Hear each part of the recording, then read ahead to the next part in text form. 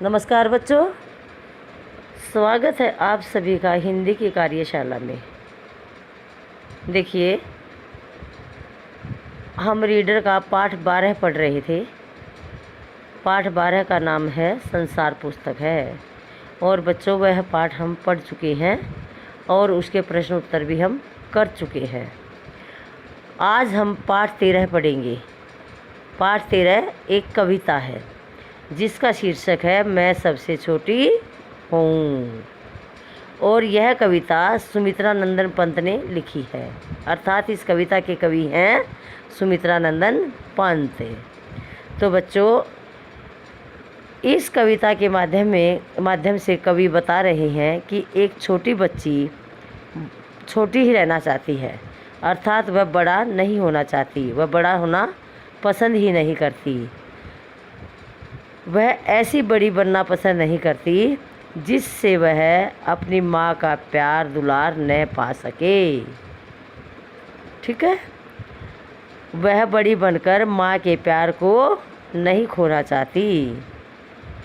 देखिए बच्चों, जब छोटा बच्चा होता है तो माँ उसे बहुत प्यार करती है, अपने हाथों से खिलाती है, उसको नहलाती है और हमेशा उसको अपने साथ साथ रखती है। उसे अपने से दूर नहीं होने देना चाहती और उसे परियों की कहानी सुनाती है और उसे चंद्रोदय भी दिखाती है। जब चंद्रमा उदय होता है तो वह भी दिखाती है। तो जब बच्चा बड़ा हो जाता है या बच्ची बड़ी हो जाती है तो माँ क्या करती है, उससे दूर रहना शुरू कर देती है। ठीक है, और अपने कामकाज में लग जाती है, अर्थात उस बच्चे से दूर होकर के अपने कामों में व्यस्त हो जाती है। ठीक है, और जब बच्चा बड़ा हो जाता है, माँ बच्चे को बड़ा बना देती है तो वह बच्चे का साथ छोड़कर अपने कामों में लग जाती है।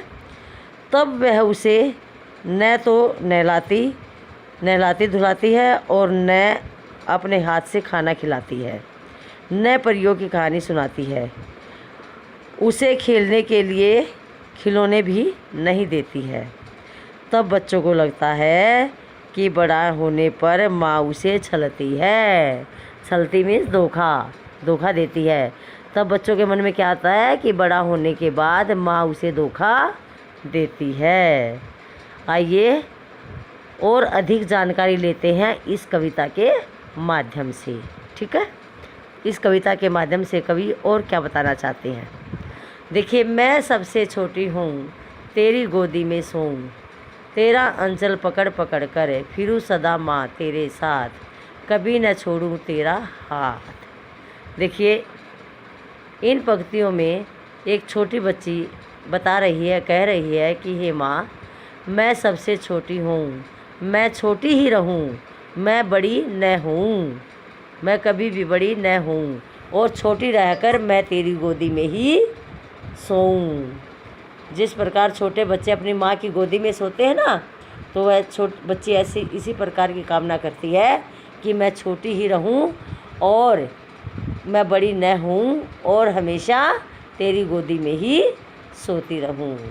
ठीक है, तेरा अंचल पकड़ पकड़ कर फिरूं सदा माँ तेरे साथ, कभी न छोड़ूं तेरा हाथ। अब देखो बच्चों, जब छोटे बच्चे होते हैं तो क्या करते हैं, वो हमेशा अपनी माँ के पल्लू को पकड़कर माँ के पीछे पीछे चलते ना। माँ जिधर भी जाती है और बच्चे भी उधर ही जाते हैं, छोटे बच्चे। जब बच्चे बड़े हो जाते हैं, क्या वो माँ के पीछे पीछे चलते हैं? नहीं चलते, बच्चे भी नहीं चलते और माँ भी उनका साथ छोड़ देती है। माँ भी उनको एक तरफ छोड़ करके अपने कामों में व्यस्त हो जाती है।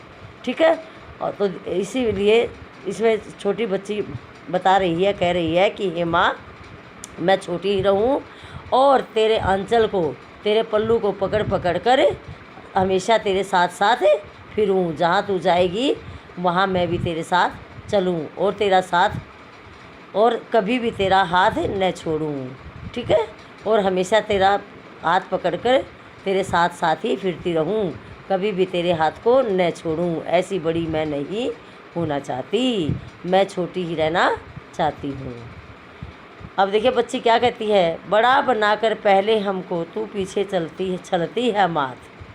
बच्ची कहती है कि माँ तू मुझे हमें बड़ा बना देती है और बड़ा बनाकर क्या करती है, हमारा साथ छोड़ देती है।